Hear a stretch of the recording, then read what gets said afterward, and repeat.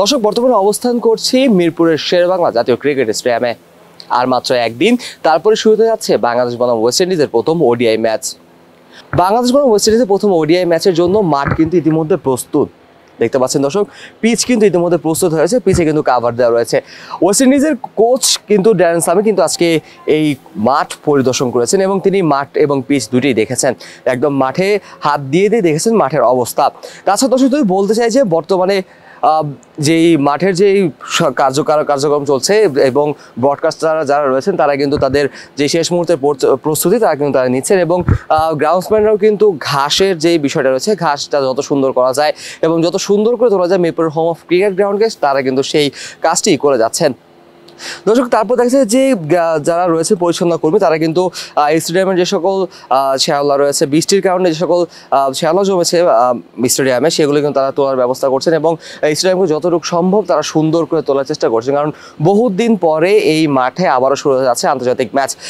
বলা যায় দর্শক প্রায় 80 দিনেরও বেশি সময় পরে মিরপুরের হোম অফ ক্রিকেট গ্রাউন্ডে কিন্তু ম্যাচ শুরু হতে যাচ্ছে এবং সব নিয়ে দর্শক বলা যায় যে দেখতে পাচ্ছেন যে পিচ কিন্তু ইতিমধ্যে ঢাকা হয়েছে।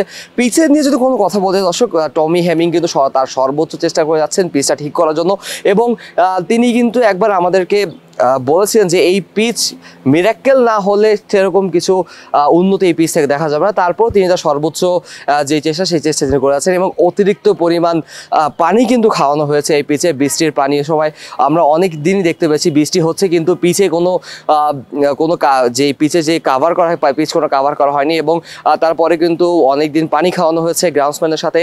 তিনি সর্বক্ষণ ছিলেন, তপ্ত রোদেও তাকে দেখা গিয়েছে টমি হেমিংকে। সব মিলে বলা যায় দর্শক তিনি কিন্তু সর্বোচ্চ চেষ্টা করে যাচ্ছেন এই পিচটাকে ঠিক করার জন্য।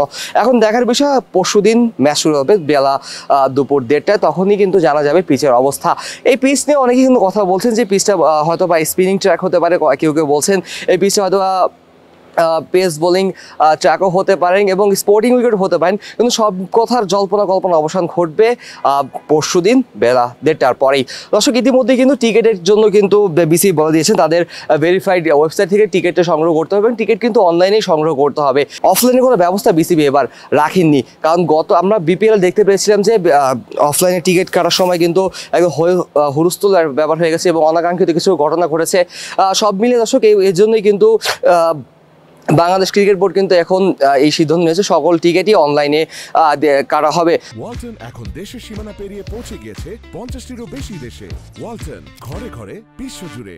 এবং দর্শক দেখতে পাচ্ছেন যে আস্তে আস্তে কিন্তু সবগুলো গ্যালারিতেই কিন্তু পরিষ্কার পরিচ্ছন্ন কাজ চলছে, যাতে কোনো প্রকার ময়লা বা কোনো প্রকার সমস্যা না থাকে। প্রতিটি সিটই কিন্তু চেক করে দেখা হচ্ছে কোনো সিট ভাঙা আছে কিনা বা কোনো সিটে কোনো সমস্যা হচ্ছে কিনা। তাছাড়াও কিন্তু ব্রডকাস্টাররা যারা রয়েছেন তারা কিন্তু ইতিমধ্যে যাদের কাজ শুরু করে দিয়েছেন এবং প্লেয়াররা যেখানে বসবেন সেই জায়গাগুলো কিন্তু ইতিমধ্যে ঠিকঠাক করা হয়ে গেছে। দর্শক বিসিবি কিন্তু ইতিমধ্যে টিকিটের প্রাইস বলে দিয়েছেন।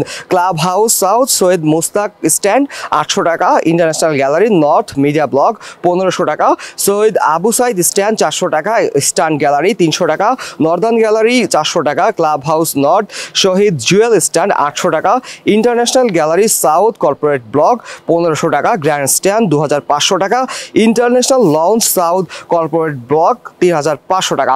সর্বনিম্ন 300 টাকা হলে আপনি বাংলাদেশ বনাম ওয়েস্ট ইন্ডিজের ম্যাচটি উপভোগ করতে পারবেন। দর্শক সব মিলে বলা যায় কিন্তু মিরপুর যেন আবারও সেই পুরনো রূপে ফিরে আসছে।